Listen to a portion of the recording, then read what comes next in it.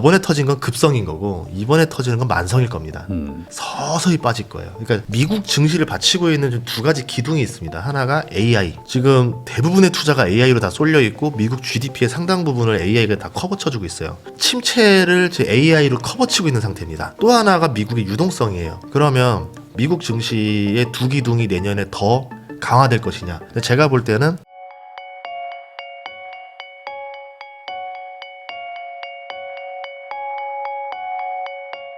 안녕하세요. 부익남TV의 부익남입니다. 오늘은 전인구 경제연구소 운영하고 계시죠. 전인구 소장님 모시고 최근 세계 경제와 자산시장에 대해서 한번 이야기 나눠보겠습니다. 소장님 안녕하세요. 안녕하세요.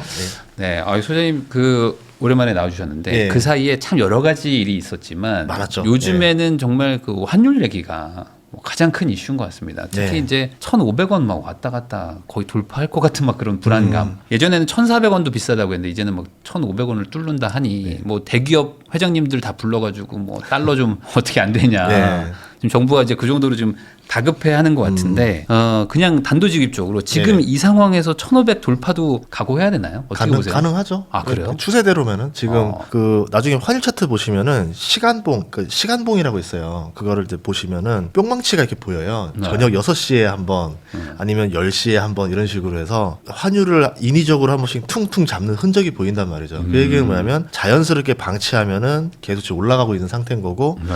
이제 정부에서도 외환 당국에서도 이거를 최대한 억제하려고 지금 노력을 하고 있는데 그냥 예를 들어서 이게 약간 뱅크런 같은 심리 게임 같아요. 예를 들어서 뭐 저 은행이 망한대요라 하더라도 저 소문이 안 나면 필요한 사람들만 돈을 찾으러 가잖아요. 근데 외환 당국이 달러가 부족한 것 같아요 이러면서 자꾸 막 기업들 모아서 조심해라. 서학개미들이 문제니까 이제 좀 약간 증권사들에서 해외 투자 마케팅하지 마라. 막 이런 얘기들 나오면서 더 겁나는구나. 네, 그게 이런 거죠. 아니, 뭐 외환 보유고 빵빵하다 하는데 왜 자꾸 저런 징조들을 보이지? 그러면 대한민국은 문제가 뭐냐면 이런 경험을 한번 해봤던 나라입니다. 그러니까 IMF 때 네.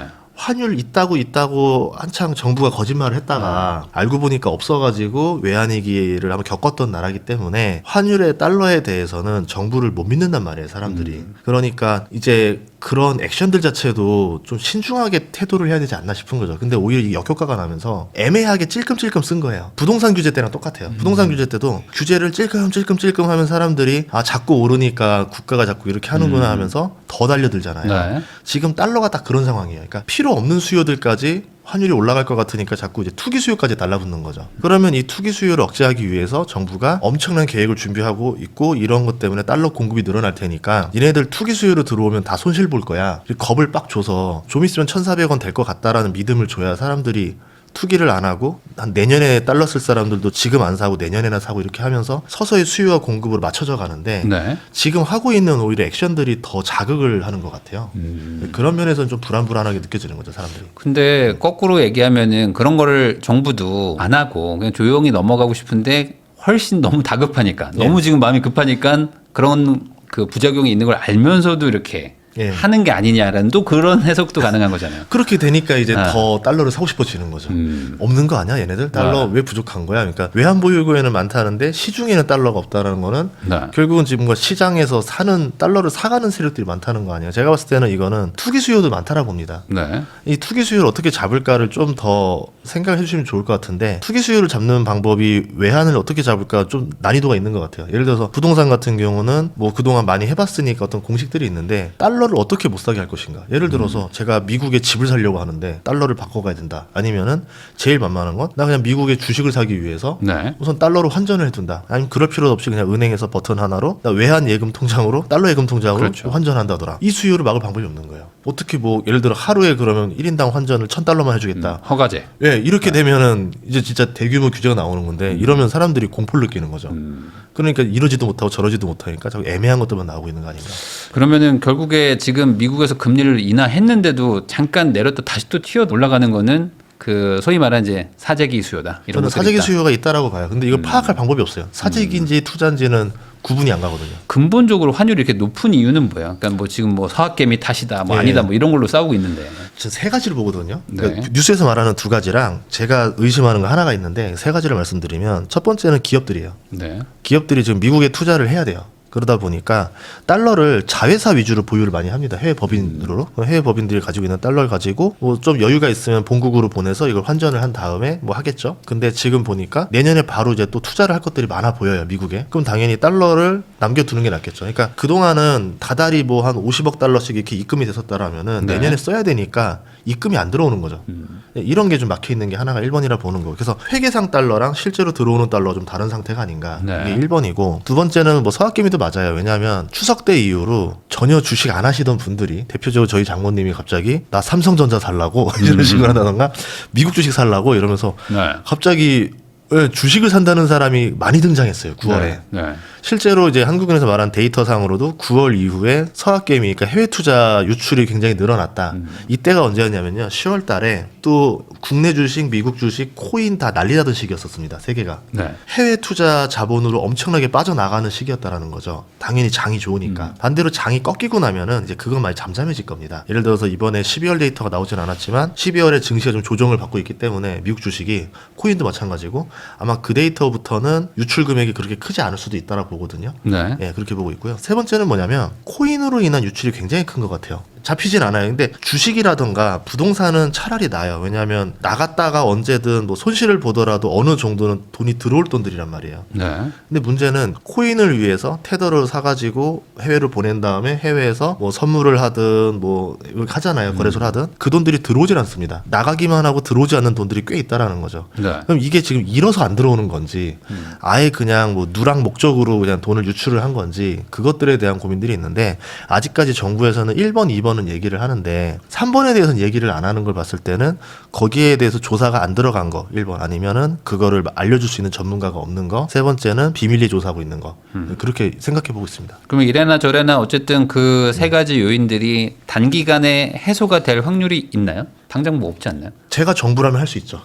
어떻게 해요? 허가제요? 환전 허가제 해야죠. 환전 허가제? 네, 환전 허가제. 그 달러 배급제라는 건가요? 그러면? 그러니까 되게 귀찮게 만드는 거죠. 대표적으로 지금 오늘 뉴스 나왔어요. 저희 오기 전에 1시간 전에 나왔던 뉴스가 뭐냐면 그 증권사들 모아놓고 해외 주식 마케팅하지 말라고. 맞아요. 네, 그거 아까 나왔었죠. 그리고 이제 해외 파생 투자하려면은 사전 교육 받아야 된다. 이게 국내 선물 옵션을 하려면 3시간짜리 교육을 받고 그 교육 이수증을 줘야지만 계좌 개설이 됩니다. 네. 그러면 그게 되게 교육받는 거 하나 때문에 사람들이 귀찮죠. 굉장히 귀찮아서 10명 중에서 한 7명은 안 해요. 그러면 예를 들어 해외 주식 좋아. 근데 해외 주식은 괜찮은데 해외 선물 옵션 하려면 3시간 교육받고 해. 라고 하면 안 하겠죠. 많이 줄어들겠죠. 그러면 그 다음에 또 하나 뭐냐면 그래 코인도 만약에 그렇게 하려면 코인도 교육받고 해. 근데 지금 우리나라에서는 코인 선물 자체를 애초에 이거를 막아놨죠. 인정 안 해주고 있으니까 해외로 나가는 거는 좀 애매할 거예요 규정상. 그런 식으로 뭔가 교육을 시킨다던가 아니면 뭔가 얼마 정도 예치를 한 상태만 할 수 있다라든가 한다던가 아니면 또 하나는 환전을 지금 통합증거금을 쓰고 있거든요. 네. 밤에도 원화만 있으면 그 돈을 기반으로 달러로 즉석 환전을 시켜줘서 주식을 사고 다음날 아침에 마지막 좀 차익 정도 정산을 합니다. 근데 예전엔 그렇게 안 했었어요. 환전은 환전 시간 오후 4시까지 딱 하고 그 다음에 밤에 예수금 가지고 할 수 있게. 그럼 내가 밤에 사고 싶어도 달러가 없으면 환전이 안 돼 있기 때문에 못했던 거예요. 이런 식으로 굉장히 불편하게 만든다던가 뭐 불편하게 만드는 방법, 규제를 하는 방법 이런 카드들이 다 나올 것 같아요. 근데 그것도 결국에는 이제 뭐 개인들을 좀 규제하는 거라도 예. 하는 거겠지만 뭐 예를 들어 요즘 뭐 맨날 얘기하는 뭐 국민연금 뭐 기업들이 사실 더 금액이 더 크다 이런 그쵸, 얘기도 그쵸. 하잖아요. 거기를 규제하기는 좀 어렵지 않겠습니까? 이래나 국민연금은 저래? 더 쉽지 않을까요? 그 투자를 그럼 막아요 거기를 또? 에헴 하면 되니까 에헴 해가지고 예를 들어서 이제 그러니까 이런 거죠. 해외 네. 주식 투자 비중을 줄이세요를 말은 못하니까 네. 국내 주식 비중을 늘려주세요. 이미 벌써 지금 그런 얘기들이 나오고 있잖아요. 그러니까 네. 그 하고 있는 환해지를 더 건다던가 아니면은 국내 주식 비중을 더 늘리게 한다던가 아니면은 해외 주식 비중을 줄이지 않는 상태에서 예를 들어 국내 주식, 해외 주식, 뭐 채권, 뭐 대체 투자 여러 개가 있잖아요. 그러니까 나머지 비중에서 조금 더 국내 주식 늘려라. 그러니까 국내 주식 이런 방법도 있습니다. 좋은 방법은 미국 주식보다 한국 주식 수익률이 더 좋으면 알아서 넘어옵니다. 그래서 저는 이게 오히려 자연스럽게 해결될 수도 있다고 봐요. 예를 들어서 지금은 AI 열풍이 되게 좋았었고 3년 동안 AI 관련주는 한국보다는 미국에 가장 많이 있었고 전 세계의 자금들이 미국으로 다 쏠려 들어갔던 겁니다. 그러면 반대로 AI 주식이 더 이상 상승하지 못하고 횡보를 하거나 힘을 잃어버리면 미국 주식 투자가 과거처럼 그렇게 높은 수익률을 기록할 수 없을 거예요. 그런 상태에서 한국 같은 경우는 정부에서 국내 증시를 코스피 5천이라는 목표로 여러 가지 정책들을 지금 주기적으로 내고 있어요. 그러니까 네.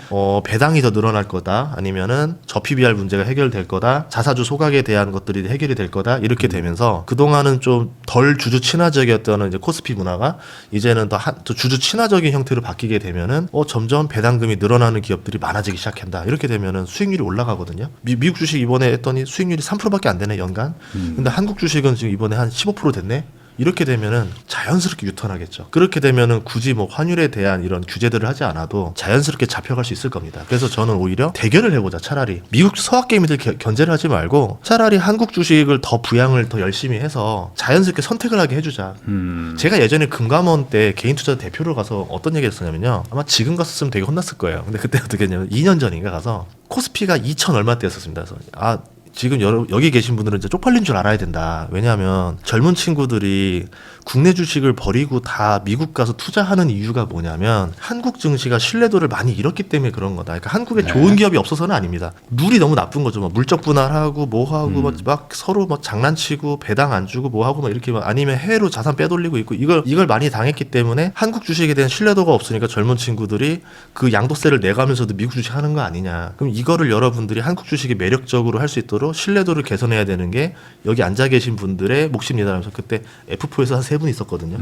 이제 정말 혼날 각오하고 이렇게 얘기했는데 그래도 그 다음 회의가 되면서 정말로 바뀌자라는 노력을 하시더라고요. 그래서 이제 어떻게 하면 우리 한국 증시가 오를 것이냐라고 해서 거기 제가 또 한 번 더 나가서 얘기도 하고 그때 이제 전문가들도 나와서 다 좋은 얘기들을 하면서 주주 친화적으로 바뀌어야 된다, 뭐 해야 된다라고 하면서 점점점 그런 정책이 나오다가 이번에 대선이 되고 그 다음에 이제 정책들이 발표가 나오면서 코스피가 4천까지 랠리를 갈 수 있었던 거죠. 이런 노력들을 꾸준히만 계속 해주면 저는 내년 말엔 코스피 5천도 갈 수 있다라 보거든요. 이렇게 되면은 투자자들은 합리적인 사람들이기 때문에 한국 증시가 매력적이면은 해외 안 가죠. 다시 다 들어오는 거죠. 그렇게 만들어주면 될 것 같아요. 결국에 이제 신뢰도의 차이다. 예. 미국 주식이 신뢰도가 더 높기 때문에 그동안에 뭐 검증도 됐고 그런데 그걸 막는다고 막아지겠느냐. 예. 그리고 이제 더 좋게 만들어야 된다. 그렇죠. 네. 그렇게 하면 뭐 외국계 자금이 또 들어올 수도 있는 것이고. 다 들어오죠. 예, 예, 결국에는 뭐 더 좋게 만드는 거 말고는 없다. 규제로는 안 된다. 환율이라는 거를 억지로 하면 나중에는 외환 보유고 소모가 너무 심해집니다. 네. 그 터키라는 나라가 대표적으로 그래요. 그 외환 방어할 때마다 외환 보유고 절반씩 쓰거든요. 네.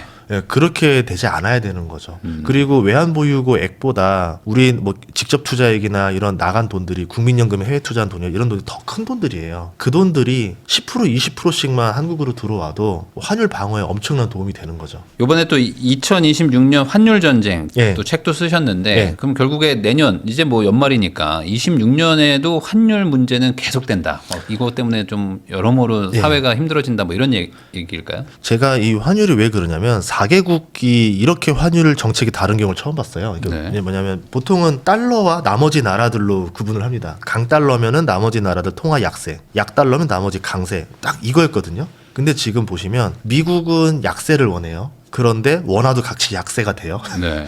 이 말도 안 되는 상황이 벌어졌기 때문에 우리가 어이가 없어 하는 게 있었죠. 두 번째, 엔화는 지금 강세로 돌변할 거예요. 아마 내일 일본은행이 이제 금리를 인상할 건데 금리 인상을 하면은 0.5에서 0.75가 될 거고 네.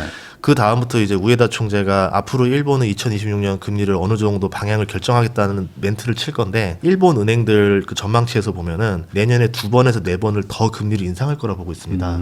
그러면 최대치로 보는 게 저희는 1.75까지 얘기가 나오더라고요. 네. 일본 기준금리가 지금 0.75가 되는 게 30년 만에 처음이에요. 1%대 금리를 운영해 본 사람들이 없어요. 다 은퇴하셨죠. 1.75까지 올라갔을 때 일본이 그러면 과연 그 부작용들을 견뎌낼 수 있느냐? 모를 겁니다. 네. 예, 그러면 일본은 엔화는 계속 올라가는 상태가 되면은 앞으로 한국은 어떻게 될 거냐? 한국도 이제 뭐 일본에 있는 자회사들이나 이런 데를 통해서 일본에서 대출을 받아가지고 여기서 뭐 활용한다든가 또 새로운 투자를 했을 거 아니에요. 그걸 다 갚으러 들어가야 되는 거죠. 네. 그러니까 엔화가 강세가 되고 일본 금리가 올라간다는 거는 일본이 빌려줬던 돈들을 전 세계에서 다시 회수해 나간다는 겁니다. 네.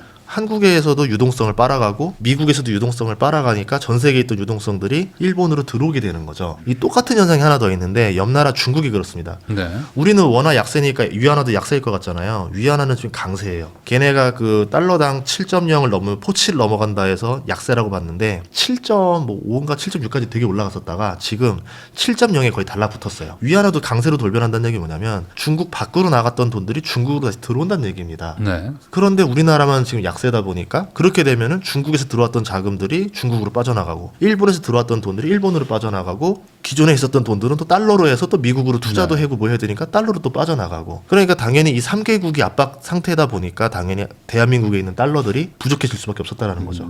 그러면 이 그 현상을 내년이 되면 이게 더 강화가 될 건데 이때 조금 견디기가 조금 어려워질 수도 있겠다라고 생각이 드는 거죠. 그러다 보니까 소위 말하는 이제 외환 위기가 오는 거 아니냐 뭐 이런 얘기들도 좀 나오고 있어요. 근데 외환 위기는 아니라 봐요. 왜 그러냐면 외환 보유고가 끝이 아닌 게 진짜 작정하고 국민연금이 그런 해외에 있는 거 자산 다 팔아버리고 오면은 외환 보유고 1.7배가 들어옵니다. 돈은 많다. 그러니까 무한 방어는 할 수 있다. 네. 근데 이제 그렇게까지 하는 거는 너무 좀 충격이 큰 거죠.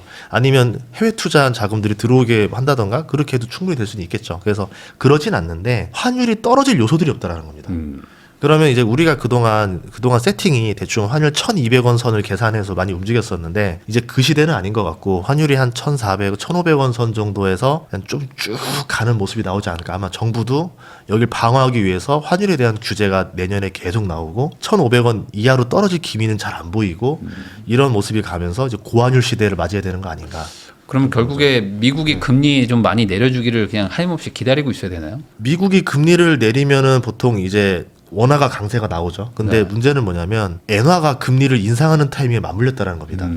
미국이 올릴 때 같이 올리고 미국이 떨어질 때 같이 떨어뜨려야 되는데 미국이 이럴 때 엔화가 이렇게 되니까 지금은 오히려 이게 또 다시 또 영향을 줘버리는 네. 그래서 이 밸런스가 안 맞는다는 게 그런 얘기였던 것 같아요. 그래서 원화 쪽이 생각보다 그 미국 이슈 가지고는 어려울 것 같다. 예. 결국에 요즘에 얘기 나오는 것 중에 하나가 그거잖아요. 그러니까 미국도 돈을 많이 풀었다. 약세니까. 예. 근데 한국도 돈을 더 많이 풀었다. 예. 그래서 이제 지금 통화량이 너무 빨리 늘어나고 있다. 지금 예. 뭐 8점 몇 %가 늘어났다고. 네, 8점 통화량이. 맞아요. 8.5. 미국이 한 4%. 네, M0가 8.5, M2가 8.7 나왔을 거예요. 그러니까요. 그러면 이런 상황에서 원화 약세라는 건 어찌 보면 당연한 거 아니겠느냐. 통화량이 늘어났는데. 그렇죠. 그러니까 아까 말한 대로 달러가 들어오게 하려면은 대표적으로 채권입니다. 그러니까 우리나라 주식만 사러 들어오는 거 아니거든요. 세 가지를 살 수 있어요. 주식, 부동산, 채권. 네. 그러면 외국인들이 우리나라 부동산 사서 들어오는 돈이 크냐? 많지 않아요. 생각보다 아무리 절대량 자체가. 그렇죠.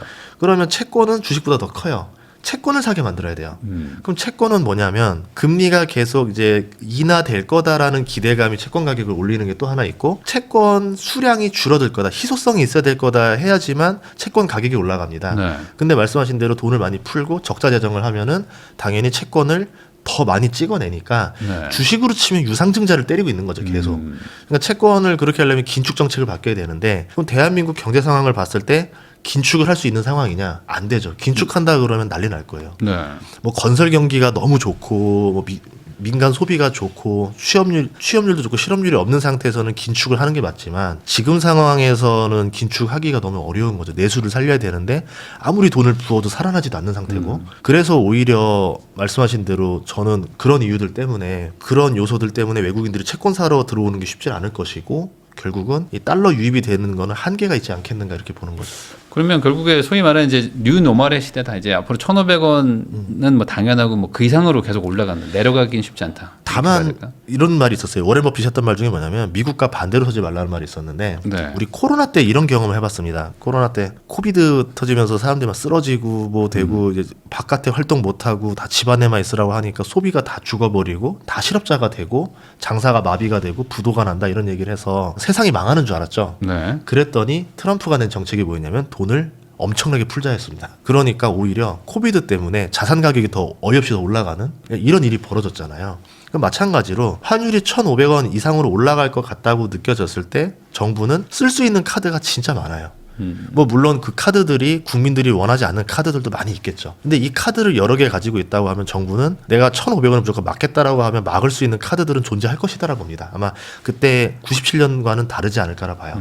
대신 이제 그때 나오는 뭔가 좀 불합리함. 네. 아 이건 좀 공평하지 않은 것 같아. 이거는 아니지. 서학개면 더 이럴 수 있어.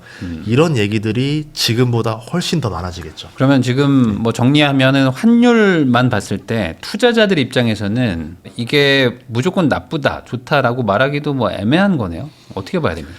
투자만 보면요. 경제를 떠나서. 투자자로 보면은 솔직히 말하면 안 좋죠. 뭐 예를 들어 미국 주식 가지고 있는 분들한테는 나쁠 건 없잖아요. 나쁠 건 없는데 그분들만 좋으면 또 안 되겠죠. 예. 예를 들어서 미국 주식은 두 가지입니다. 미국 증시가 올라야 되고 환율이 올라야 되는데 네. 그 정도 상황까지 간다라 그러면 미국의 상황이 정상적인 상태에서 이렇게 가는 건 아니라고 보는 거예요. 그러니까 이제 미국의 상황도 요 정도 상태면 이제 한계에 다다른 것 같거든요. 그러니까 여기서 더 뭐라고 해야 될까? 미국 증시가 더 업이 되기도 버퍼가 많지 않다라 보고 아까 말한 대로 이게 약달러로 가면 약달러로 같이 미국이 강달러로 가기도 쉽지 않은 상황이거든요. 네. 예, 그런 상황들을 봤을 때는 이 미국 측 이유만으로 환율을 올릴 만한 요소들은 많아 보이진 않아요. 그런 면에서 1,500원에 사서 1,600원에 팔아먹어야지 이 전략은 생각보다 어려울 수 있지 않을까 싶습니다. 그리고 코스피 쪽도 우리나라가 또 수출 많이 하는 나라니까 결국에 수출 기업들한테는 또 도움이 되는 거일 수도 있고 아닐 수도 그렇죠. 있고. 제일 최적의 환율을 그 협회들마다 좀 다르게 얘기해서 좀 구분이 가자면 1,300원에서 1,370원을 최적 환율로 보고 있더라고요. 네. 근데 이게 1,400원에 넘어가면은 왜 최적 환율이 아니냐면 원자재 가격이 같이 올라갑니다. 네. 지금 뭐가 있냐면 유가가 56달러 정도 돼요. 그렇기 때문에 우리가 수입 물가에 대한 부담이 없는 상태였던 거고 그 이제 이상으로 환율이 좋았기 때문에 수출업체들이 돈을 잘 벌었던 거죠. 근데 만약에 유가가 서서히 따라 올라오기 시작하면은 네. 수입 물가 부담이 엄청나게 늘어날 겁니다. 그러면 수입 자재 가격 올라가죠. 기름값 올라가 지금 벌써 기름값 많이 올랐잖아요. 그러니까요. 기름값 올라가니까 운송비 올라가죠.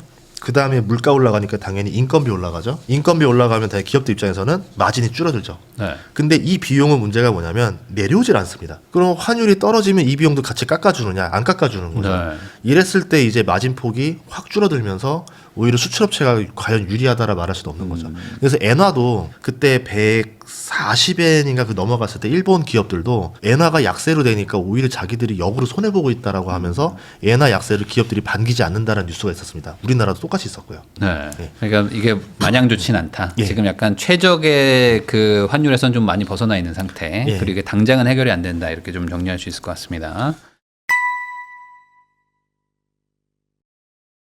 전인구 소장님하고 이야기 나누고 있습니다. 아까 그 엔화 쪽, 특히 이제 일본이 금리를 올린다, 뭐 지금 1%까지 올릴 수 있다, 더 인상을 할 수도 있다라는 얘기를 예. 해주셨는데 예. 이게 연초였나요? 한번 그 일본에서 금리 올린다는 얘기에 그냥 막 주가 막 폭락하고 막 그랬었던 적 있잖아요. 그렇죠, 소위 말하는 그렇죠. 이제 예. 엔캐리 트레이드. 아, 그거 제 생일날이었었어요. 작년에. 그게 또 일어나면 어떡하냐? 이런 생각으로 이제 자연스럽게 이어지는 것 같기도 한데. 그런 우려가 좀 있죠. 근데 저번에는 항상 이제 주식시장에서 공식 같은 게 있는데 똑같은 악재로 똑같이 리바이벌 반복을 하면 재탕을 치면 그거만큼 타격을 안 받더라고요. 아, 예방주사 같은 거예요. 한번 독감 걸린 사람이 또 독감 걸렸다 한들 그때만큼 아프진 않아요. 대표적으로 1차 오일 쇼크 때는 미국 증시도 완전 타격받았지만 2차 오일 쇼크 때는 오히려 툴툴 털고 막 IBM 같은 데서는 더 많이 올랐거든요. 네. 그런 것처럼 엔캐리 트레이드가 터지는 거를 한번 당해본 게 작년이었고 그때 이제 각자 리스크 조절을 하기 시작하면서 어느 정도 대응책은 마련을 해놨어요. 네. 근데 이제 이건 뭐냐면 저번에 터진 건 급성인 거고 이번에 터지는 건 만성일 겁니다.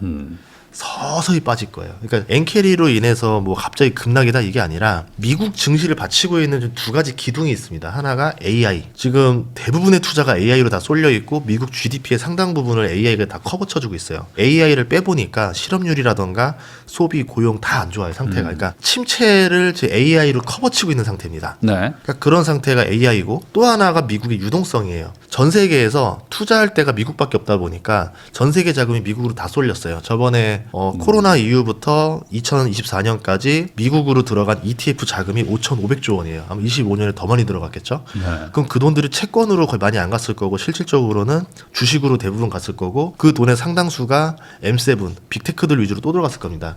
그러니까 AI와 유동성이 다 맞물리면서 지금 미국 증시가 어마어마하게 오른 이유가 됐던 거죠.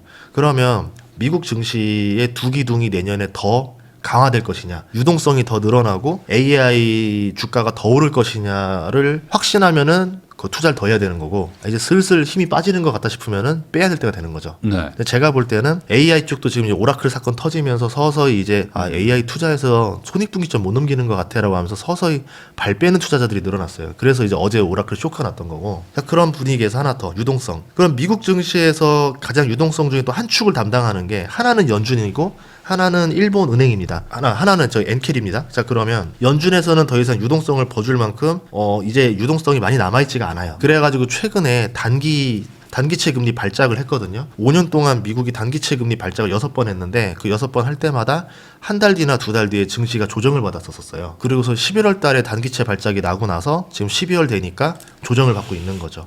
그만큼 좀 유동성이 부족한 상태다. 네. 일본이었어요. 거기서 아까 같이 엔켈이 자금이 청산이 되면은 일본에서 돈을 빌려서 레버리지를 걸어서 미국으로 투자하던 미국의 헤지펀드들이 이제 비용이 자꾸 올라가니까 그렇게 돈 빌려가지고는 미국에서 수익 내기 쉽지가 않은 거죠. 그러면 갚자라고 하면서 갚는 돈들이 늘어나기 시작할 겁니다. 그러니까 그 말은 미국 증시의 유동성이 서서히 빠져나가는 거죠. 연준과 들어온 돈들이. 그렇게 되고 나면은 증시가 더 오를 만큼의 유동성이 안 나오지 않겠느냐, 요렇게 하나 보고 있는 거예요. 그럼 약간 지금 미국 주식이 좀 고점 논란이 좀 있었는데 아니다, AI 더 간다라고 얘기들이 나오던 게 이번에 어떤 뭐 일본의 금리 인상이나 이런 어떤 좀 유동성 축소 사유로 좀 촉발돼서 위험해질 수도 있다. 그렇죠. 그러면은 우리 23, 24, 25년에 어떤 일이 있었냐면 AI가 나날이 잘 나갔어요. 네. 제가 그래서 실리콘밸리 그 투자 담당자를 만나서 물어봤더니 이런 얘기 하더라고요. 지금은요, AI랑 뷰티 아니면은 저희 투자 안 합니다. 딱 이러는 거예요.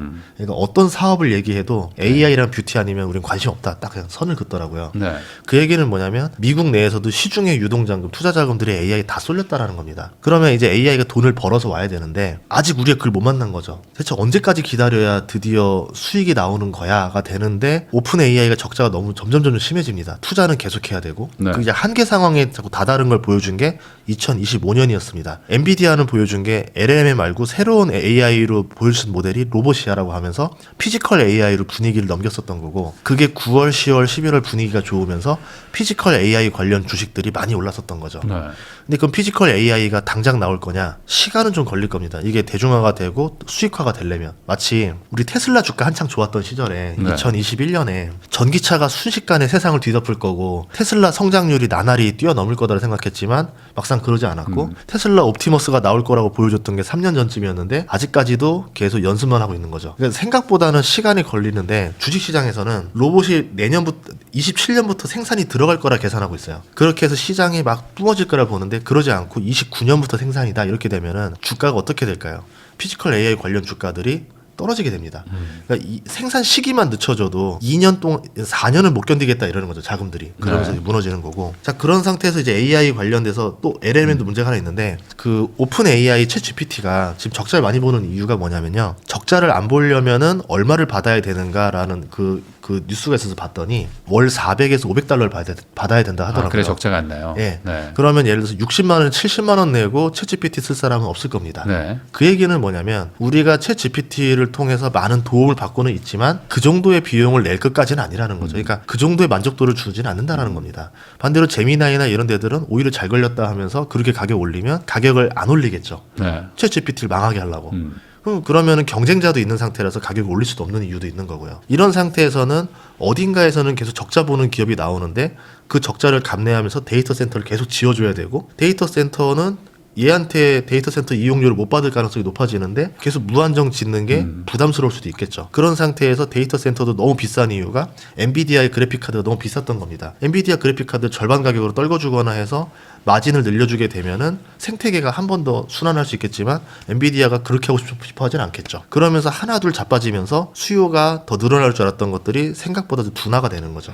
이제 그 산업군이 시작되면 태양광에서도 그렇고 경쟁을 하다 보면은 망하는 회사들이 등장합니다. 그러면서 살아남는 회사들이 독점을 하기 시작하고 독점한 회사가 다시 수익성을 가져가는 거죠. 이게 예전에 벤자민 그레이엄의 U자 투자법이라고 하는 건데 초반에 그 전기차 때도 수많은 경쟁자들이 나왔어요. 네. 다 죽고 살아남은 게 이제 중국계 몇 개랑 우리나라 현대기아랑 이제 그 테슬라 정도만 살아남고 이제 앞으로 다음번에 전기차 시대가 왔을 때 그 몇몇 소수 회사들이 시장을 독점해 버리겠죠. AI도 마찬가지예요. 다 먹여주는 시장이 아니고 소수의 독점이 이제 돈을 버는 시절인데 그 전에 주가에서는 항상 암흑기가 옵니다. 태양광도 그랬고 전기차도 그랬고 그래서 그 암흑기가 도래할 수 있다는 거죠 주가에. 그렇게 따지면은 지금 뭐 고점 논란이라는 것들이 있다가 좀 사라졌지만 다시 또 약간 고점 논란에 예. 지금 그런 분위기로 가고 있는 거고 아무리 뭐 미국에서 금리 인하하고 한다고 하더라도 지금 일본발 지금 긴축이 들어가기 때문에 예. 효과가 좀 상쇄될 것이다. 그럼 반대로 얘기하면은 엔화를 투자하는 건 좋겠네요. 그쵸. 엔화가 어떤 것들이 있었냐면요. 작년부터 나왔던 흔적들인데 달러당 160엔을 넘으려고 하면 네. 금리 인상을 꼭 했어요. 그래서 이번에도 155엔 정도기 때문에 조금만 있으면 이제 물가 오를 거고 지금 채권 금리는 나날이 올라가고 있거든요. 그러니까 네. 기준 금리와 채권 금리의 차가 너무 커요. 1% 넘게 벌어져 있습니다. 그러니까 네. 그 얘기 뭐냐면 국가에서는 0.75입니다라고 기준금리 정해놨지만 민간 시장에서는 그걸 쳐주지 않는다라는 거죠. 무슨 소리야 1.75지 이러면서 1.75개 거래하고 있는 거예요. 네. 그럼 결국 기준금리도 1.75를 따라 올라오는 게 이제 공식적으로 그냥 오피셜로 인정을 해줘야 되는 겁니다.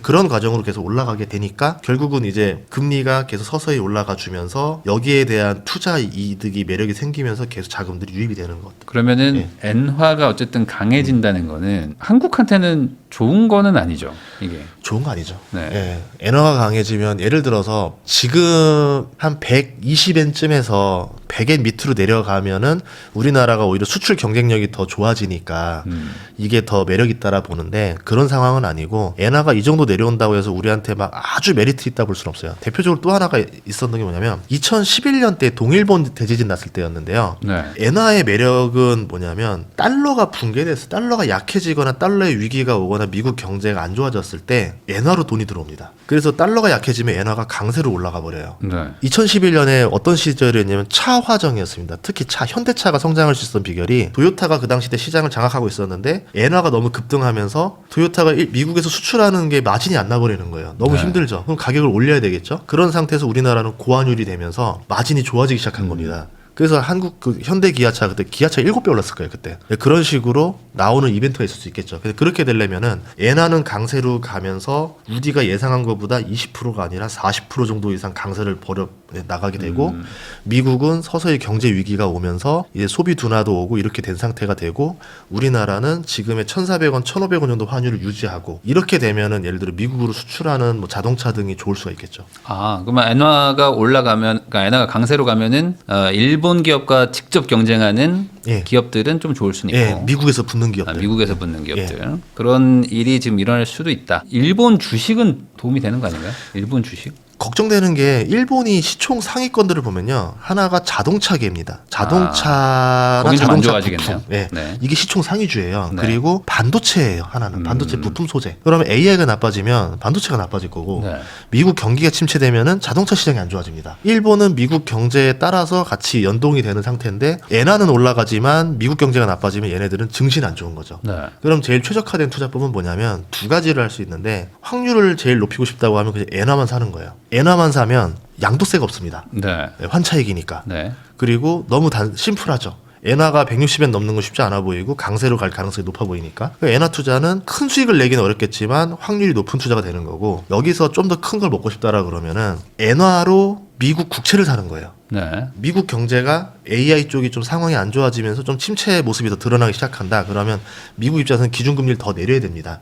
트럼프가 기준금리 더 내릴 수도 있고 그렇게 되면은 금리가 내려가니까 채권 가격은 올라가죠. 엔화는 강세가 되고 그러니까 엔화로 먹고 채권으로 먹는 두 가지 전략이 가능해질 수가 있겠죠. 그런 쪽으로 가든지 아니면은 현대차 사는 것도 나쁘진 않겠어요. 현대차, 기아차 같은 것들. 예전과 또 같은 일이 일어날. 근데 거기는 또 별개로 문제가 있죠 지금.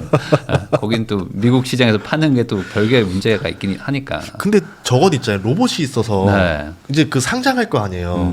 보스턴 다이내믹스 나스닥에. 네. 나스닥에 상장하면은 그걸 보유한 또 현대차가 또 수혜주가 될 수도 있을 거고 현대 계열사 중에서 여러 가지가 나올 겁니다. 이제 현대가 로봇을 만들어서 팔게 되면 누가 핵심 부품을 만들 거고 누가 뭐 이런 걸 할 거냐.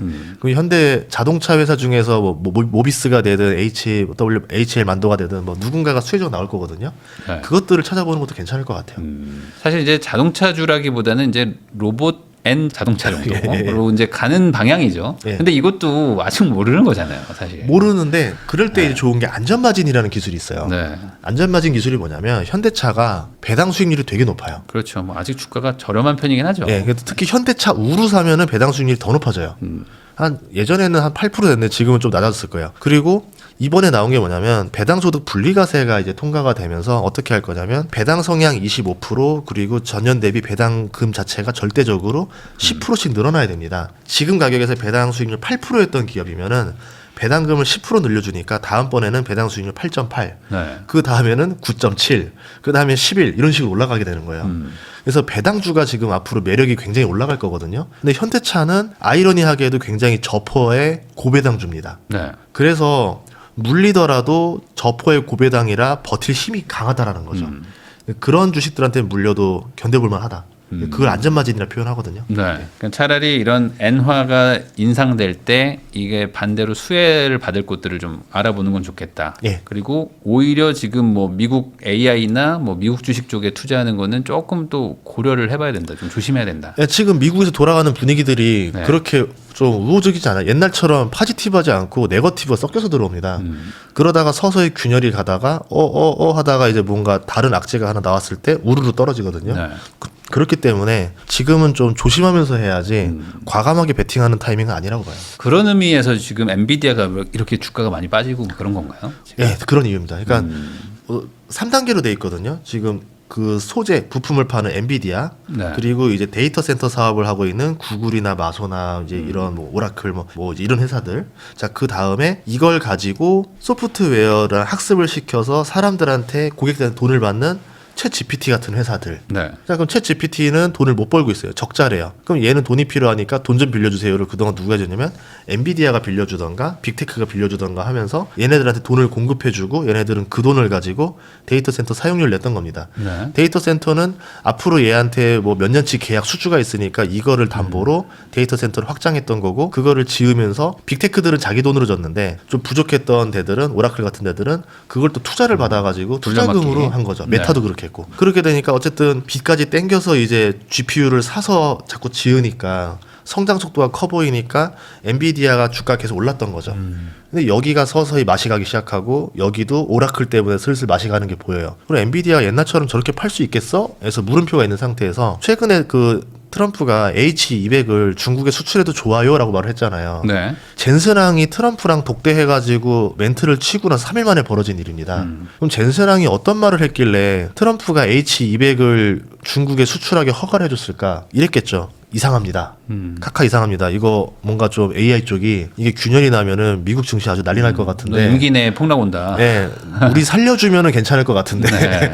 엔비디아 살리고 AI 저기 다음 중간 선거까지 한 텀 더 막아 볼 거냐? 아니면은 지금 폭탄 한번 터뜨릴까요? 이렇게 했을 때 트럼프 입장에서는 야 H200 중국에 수출해. 이랬으니까 서로 딜이 맞잖아요. 그렇게 갔을 가능성이 맞는데 중국에서는 안 써. 이래버린 거죠. 아. 근데 안 써라는 말이 둘 중에 하나예요. 이게 뭐냐면 당연히 안 써라고 말할 거 뻔히 했었어요. 왜냐하면 받으면 자존심 상하잖아요. 네. 그렇게 하고 뭐 하냐면 해외에 있는 기업들 통해서 뒤로? 우회로 사는 걸 하겠죠. 예, 그런 식으로 하지 않겠나 싶습니다. 그렇게 따지면 엔비디아도 지금 뭐 단기로 봤을 땐 저점으로 봐야 되는 거 아니에요? 회복되는 거 아닐까요? 그 대신에 이제 아까 말한 절대적인 걸 봐야죠. 챗GPT가 적자가 감소해야 될 게 1번. 네. 두 번째, 데이터 센터 축소하겠다라는 얘기가 없어야 되는 게 2번. 그런 상태가 돼야 그 GPU를 계속 나날이 많이 팔 수 있다로 되기 때문에 성장 각도가 계속 유지가 되는 거죠. 그러니까 AI 시장은 성장하는 건 맞아요. 근데 지금 우리가 생각하는 거는 연 30%씩 성장할 거냐, 연 20% 성장할 거냐, 10% 성장할 거냐를 보는데 테슬라 주가가 옛날에 $400 찍고 고꾸라졌을 때도 뭐냐면 매년 성장률을 30%로 보다가 이게 점점 그렇죠. 각도가 낮아지니까 죽거든요.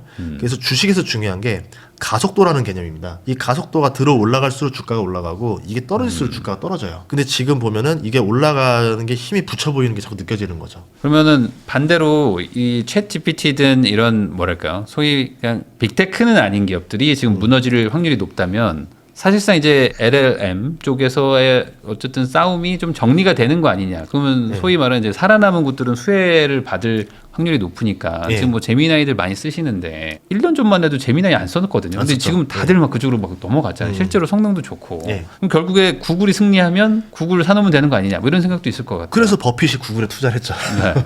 그러니까 구글은 어떤 구조냐면 본인들이 이제 GPU 대신 TPU 같은 것도 만들어요. 네. 그 TPU도 다른 기업에 팔겠다 그래요. 그러니까 그런 상태고 자기들이 데이터 센터 짓고 있고 업계 2, 3위 들어가요. 돈도 많고. 예. 그리고 자기들이 제미나이까지 만들어서 팔아요. 수직 계열화가 완성됐어요. 네. 그리고 이 AI 사업이 망해도 상관없는 게 애초에 돈을 엄청 잘 벌어요. 네. 자기 번 돈에서 일부만 투자하고 있어요. 그러니까 어떤 느낌이냐면 친구들끼리 사업하는데 어떤 친구들은 그냥 본인 예금 통장에서 일부를 빼서 사업하는 친구랑 연끌해가지고 들어온 친구랑 똑같이 동업을 했는데 망하면 이 친구들은 좋은 경험이야 수업료에서 탁탁 털고 가면 되는데 이 친구는 큰일 나는 거죠. 네. 예, 지금 그게 AI 게임 하고 있는 거예요. 그래서 저는 LLM에서는 이런 식으로 시장이 거의 재편돼서 끝나가는 것 같고 왜냐하면 네. 사람들 입장에서는 제미나이 하나든 챗GPT든 하나만 있으면 되는 거지 그렇죠. 여러 개 있을 필요 없거든요. 네. 아이폰 때처럼. 대신에 그러면 시장이 살아나려면 LLM이 아니라 다음으로 넘어가야 돼요. 아까 말한 대로 뭐 피지컬, 그러니까 로봇이 빨리 등장한다던가 네. 자율주행이 빨리 들어온다던가 아니면 저는 희망을 가지고 있는 거는 바이오 쪽으로 AI가 뭔가 좀 포텐이 터져서 빠른 결과들이 나온다. 예를 들어 뭐 신약이 22년도에는 뭐 1년에 100건밖에 안 나왔는데 AI 이후로 26년도에 1년에 뭐 300건이 나오기 시작한다더라. 그럼 제약주들이 막 포텐이 터지잖아요. 그러면 아 AI가 드디어 돈이 여기서 되는구나. 이렇게 볼 수 있겠죠. 실제로 제가 이해가 안 갔던 게 엔비디아 본사를 갔었는데 엔비디아가 LLM이라던가 뭐 피지컬 AI라던가 이런 쪽으로 맨날 이제 젠슨랑이 막 한 번씩 홍보를 많이 해줘요. 근데 여기에 바이오 AI 팀이 있거든요. 되게 훌륭한 자원들 다 데려와서 하고 있습니다. 근데 그 이야기를 잘 안 해요. 그러니까 아직 뭐 준비가 안 된 거라고 볼 수도 있겠지만 마지막에 이게 완성됐을 때 젠슨랑 입장에서는 깜짝 카드가 하나는 남아 있다. 그걸 보여줄 때는 이제 바이오 AI까지 한 번 더 갈 수 있지 않을까 이렇게도 볼 수 있겠죠. 그러면은 바이오 관련해 가지고는 뭐 여러 기업이 있겠지만 어쨌든 구글이 예. 뭐 지금 노벨상도 받고 막 그러고 있잖아요. 예. 그럼 결국에 이래나 저래나 다 구글 아니냐라는 얘기도 그렇게 정리가 될 것 같기도 한데. 구글이 근데 항상 만년 저평가긴 했어요. 그러니까 항상 보면 빅테크들 중에서도 네. 상승률이 제일 적은 편에 속하고 네. 하락률도 제일 적은 편에 속하고 뭐라 해야 될까? 제일 PER도 낮은 편에 속하고 네. 그러니까 워렌 버핏 입장에서는 그냥 싸고 좋다. 돈 잘 버는데 싸고 뭐 안전하다. 이렇게 보는 것 같아요. 제가 봐도 구글이 하고 있는 사업들이 너무 좋은 게 많아요. 세계 1등이 많습니다. 크롬만 하더라도 전 세계 90%를 장악했고요. 유튜브도 전 세계를 장악했고 유튜브를 대체할 만한 플랫폼이 보이진 않아요.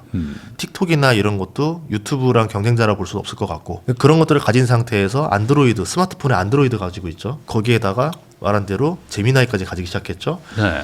엔비디아 GPU에 상대할 수 있는 TPU도 가지기 시작했죠. 클라우드 세계 3대 클라우드에 들어가 있죠. 세계급의 것들을 너무 많이 가지고 있어서 매력적인 기업이긴 한데 다만 주가는 그렇다고 해서 안 떨어지는 건 아니다. 네. 라고 말할 수 있을 것 같아요. 아, 그러면은 결국에 지금 전반적으로 미국 주식의 어떤 고점은 고가 논란은 좀 있기 때문에 말씀하신 대로 뭐 엔화에서든 어디서든지 이제 그 트리거만 터지면 예. 내려간다. 워렌 버핏이 최근 뭐 한 50% 하락도 올 수 있다 뭐 이런 얘기도 예. 있어요.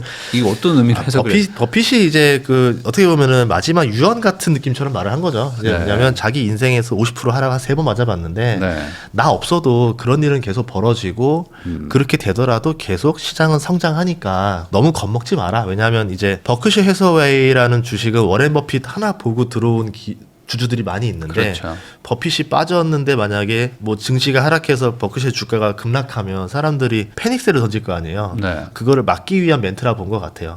그리고 오히려 그때쯤 되면은 사야죠. 50% 하락되면은 저는 30% 하락만 돼도 사야 된다 봐요. 옛날과 다른 게 예전에는 50% 하락이 나올 수가 있었어요. 왜냐하면 네. 부동산이란 투자도 매력적이었고 투자처가 좋았었으니까 그리고 정보력이 늦었으니까. 근데 지금은 정보력이 너무 빠릅니다. 속도가. 그리고 사람들이 유동성이 너무 많고 네. 투자를 해서 돈을 벌어야 된다라는 그게 너무 강해요. 사람들이 옛날처럼 근로로 돈 벌 거야라는 것보다 투자로 돈 벌 거야가 굉장히 강해진 상태이기 때문에 옛날처럼 50% 하락 나오기 쉽진 않아 보여요. 그냥 한 30% 정도만 하락해도 그때 내가 정말 갖고 싶었던 좋은 주식을 그때 열심히 담아야 된다라 생각해요. 저번에 제가 그때 여기 출연했을 때가 1월 달인가 그때 했었을 거예요. 네. 그때 어떤 얘기 했었냐면 25% 정도 하락할 것 같다. 최대 본다면은. 그리고 나서 명절 지나고 나서 서서히 빠지다가 4월 달에 빠진 것까지 보면은 나스닥이 그때 25% 하락했더라고요. 네. 그리고 나서 바로 V자 반등 들어왔던 게 사람들 유동성이 워낙 많이 있다 보니까 그렇게 하락하는 거를 이해를 못하는 거죠. 막 들어옵니다. 그러니까 마치 앞으로는 V자 반등이 굉장히 많아질 것 같아요. 그래서 여러분들도 조정이 온다 그러면 너무 공포를 가지지 말고 그때 나도 워렌 버핏처럼 내가 그동안 갖고 싶었던 주식을 싸게 살 거야 들어오시면 될 것 같아요. 저는 개인적으로 테슬라를 타는데 FSD가 이제 한국에 들어왔는데 제가 그게 되거든요. X예요? 네, 근데 너무 좋아요.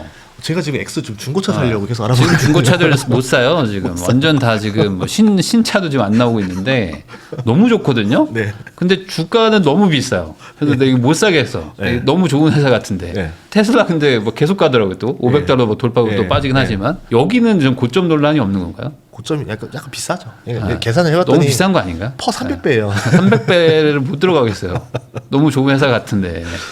네, 거기다가 너무 호재들이 너무 많이 터졌어요. 졸지에. 네. 다 터졌어요. 이제 그래서 테슬라 주식 저도 참 좋아하는데 결론적으로 생각하자면 200달러 이하일 때는 정말 테슬라 주식을 진심으로 많이 담아야 될 때고 네. 지금 500인데. 네, 400달러 이상일 때는 네. 좀 슬슬 분할 매도를 해야 될 때고 네, 저는 그렇게 봐요. 그래서 뭐 제가 쉽게 그냥 정리하자면 400 이상에서는 분할 매도를 서서히 한 달 단위로 팔아버리고 200달러 이하로 내려갈 때부터는 한 달 단위로 분할 매수를 야금야금 하다 보면은 좀 되지 않을까. 그 말은 뭐 아까 말씀하셨던 뭐 N 캐리 트레이드든 뭐든 뭔가가 터지면 여기도 분명히 다들 확 내려갈 만한 그런 요소가 내려가죠. 있다. 네, 왜냐하면 비싼 것들은 제일 먼저 타격받습니다. 네. 회사가 좋은 건 맞는데 네. 주식이 주가가 좋은지는 또 별개 얘기잖아요. 사람들이 잘못 생각하는 게 좋은 기업을 비싸게 사도 괜찮다는 생각하는 게 너무 많은 것 같아요. 네. 근데 그렇진 않아요. 왜냐하면 좋은 기업을 비싸게 사는 거는 그거는 투자자로서 뭐랄까 좀 좋지 않은 행동이죠. 그러니까 좋은 기업을 싸게 사야 남는 거죠. 그러니까 나쁜 기업을 싸게 사는 것도 당연히 나쁜 행동이고. 예를 들어서 기술력이 엄청나게 뛰어나다. 이런 기업들은 제가 도저히 뭐 30달러엔 살 수 없는데 얘네들이 5달러까지 내려온 날이 있다. 근데 저 기술이 반드시 쓰일 거는 같더라. 얼마 볼지는 감은 안 와요. 그래도 사도 되는 거죠. 네. 싸니까. 그러니까 안전마진이라는 거 하나 걸었잖아요. 그러니까 좋은 기업이라는 게 꼭 안전마진은 아니에요. 예를 들어서 애플같이 그러니까 성장하는 구간에서 계속 좋아지고 있는데 PER이 그렇게 높지 않다. 아주 비싸지 않은 상태면 괜찮아요. 뭐 애플 PER 한 25배 27배? 그때는 괜찮아요. 그런데 이제 애플을 37배, 40배에 산다고 하면은 그거는 그렇게 매력적인 행동은 아닌 거죠. 그러니까 그 프리미엄이라는 게 시간에 대한 가격이거든요. 네. 제가 애플이라는 주식을 3년치 선반영한 가격을 미리 주고 살 필요는 없다라는 거죠. 테슬라는 지금 한 주가를 계산해 보니까 2030년쯤에가 2033년에 1000달러 정도가 적정 주가가 되더라고요. 그럼 지금 500달러잖아요. 네. 여기서 25년이니까 한 8년? 5년, 8년 보면 2030년에 1000달러입니다. 5년이니까 5년에 2배 정도 되는 가격이거든요. 그러면 한 S&P 500 평균 정도 수익률은 나올 것 같아요. 네. 근데 만약에 내가 더 싸게 사면 연평균 수익률 한 20%, 25%까지 볼 수도 있겠죠. 근데 테슬라라는 기업이 앞으로 어떻게 될지 모르는 리스크가 있기 때문에 S&P 500 평균 수익률에 준하게 투자하면 좀 안 되겠죠. 그런 걸 보면은 한 400달러 아래에서 사야 되는 게 더 적절하지 않겠나 이렇게 봅니다. 그러니까 좋은 회사임에는 틀림없지만 좋은 주가가 올 때까지 좀 기다려라. 예. 워렌 버핏 항상 얘기하듯이 굳이 이거 안 휘두르셔도 된다. 예. 계속 기다리다 보면 한 번은 온다. 그리고 버핏이 국을 사다 따라 사시는 분들이 있는데요. 네. 버핏은 9월에 살 걸. 아. 만약에 장이 무너지잖아요. 네. 국을 더 살 거예요 아마. 근데 우리는 그런 돈이 없을 때가 후회가 되는 거죠. 그렇죠. 뭐 한 200조 들고 있잖아요. 그 할아버지. 예. 그러니까 받고 더 이제 그걸 할 수 있는 사람이라서 그 애플 살 때가 어떻게 했냐면 한 애플 주식을 2년 동안 내리 담았는데 증시가 조정 올 때마다 애플을 대규모로 담았습니다. 네. 세 번째인가 네 번째 매수 때가 정말 대량 매수를 했었어요. 그런 것처럼 구글이라는 주식을 아마 한 번 사고 끝나진 않을 것 같고 조정을 줄 때마다 살 것 같은데 여러분들도 그런 전략으로 접근하면 괜찮은데 그게 아니라 지금 가진 돈을 막 몰빵해 버리면 그렇죠. 담이 없는 거죠. 지금 또 막 테슬라 2배 레버리지 사시는 분들 있을 텐데 그런 거 좀 안 예. 하시면 좋겠다. 이렇게 예. 정리할 수 있겠습니다. 2016 환율 전쟁 저자이시죠. 전인구 소장님하고 얘기하고 있는데요. 그러면 결국에 아까 국내 주식 얘기도 조금 하셨지만 지금 또 코스피도 좀 조정받고 네. 지금 요즘에 막 3천 초반까지 간다 막 이런 얘기들도 막 나오거든요. 그래요. 예. 근데 또 다시 또 올라갈 거다. 뭐 예. 지금 이거가 좀 왔다 갔다 하고 있는 것 같습니다. 전반적으로 봤을 때 코스피 쪽은 뭐 추가 하락이라든지 어떤 뭐 좀 리스크가 느껴지나요? 아니면 좀 상승세로 좀 전환이 될 것 같으세요? 지금은 대형주 장세는 뭐냐면 결국은 미국 증시 따라다니는 거거든요. 네. 올랐던 이유를 두 가지로 분석해 보면 AI주가 많이 올랐잖아요. 네. AI의 수혜를 보는 기업이 첫 번째로 삼성전자랑 SK하이닉스인데 시총 1위, 2위입니다. 당연히 지수가 오를 수밖에 없었고 거기에 피지컬 AI까지 건드니까 현대차 주가가 50% 올랐어요. 그러니까 당연히 시총 상위주들 올라가죠. 그런 상태에서 바이오 분위기로 돌아와요. 삼바 올라가고 막 올라가죠. 그러면 당연히 시총 상위주들 막 올라갔죠. 거기다가 또 하나가 뭐냐면 대통령 당선 이후부터 코스피 5천을 만들어 보겠다라고 하면서 주주 친화적인 것들을 내세웁니다. 금융주가 막 올라가요. 네. 네. 거기다가 또 이제 뭐 고배당주 뭐 이제 뭐 배당 분리가부터 시작해서 이런 것들이 또 올라가요. 그렇게 하면서 이제 증시 전반적인 그 개선에 대한 기대감과 AI에 대한 기대감으로 4천을 돌파할 수 있었다라 봐요. 차트를 보면 되게 기이하게 올라갔습니다. 올해만 한 70% 80% 올랐죠. 이렇게 된 상태인데 만약에 미국의 AI가 꺾이게 되면 과연 유지할 수 있을까에서는 모르겠어요. 그러면은 대한민국 증시를 올렸던 기둥 중에서 하나는 꺾여 나가는 거예요. 그럼 나머지 기둥 하나밖에 없는 거죠. 그러면 이 생각을 해봤죠. 원래 같은 경우는 그냥 자연적으로 흐름에 맡겼습니다. 그냥 시장의 흐름에 코스피가 맡겼는데 자연의 흐름에 맡겨서 만약 내년에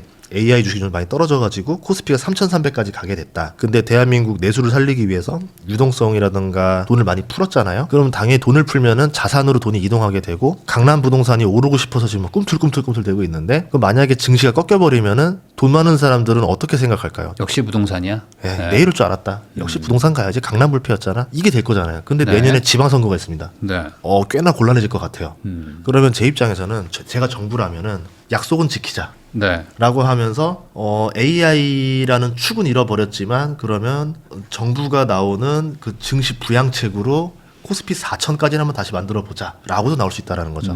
실제로 나올 수 있는 카드 여러 개가 있습니다. 뭐 저PBR 개선책이라던가 자사주 소강 매입이라던가 그 네. 외에도 여러 가지 정책들이 계속 있다라고 보면은 한국 증시로 계속 이제 배당금이 늘어난다, 자사주가 계속 소각된다, 주주들이 옛날처럼 유상증자 함부로 못한다, 물적 분할 함부로 못한다. 그러면 주식이 희소성이 생기기 시작한다. 그동안 대한민국 증시의 문제는 뭐냐면 주식 수가 계속 늘어나요. 물적 분할 유상증자 때문에. 근데 이거를 계속 줄여주기만 한다 그러면은 희소성이 나날이 늘어나는 게 되는 거죠. 그렇게 네. 되면 가격이 오를 수 있겠죠.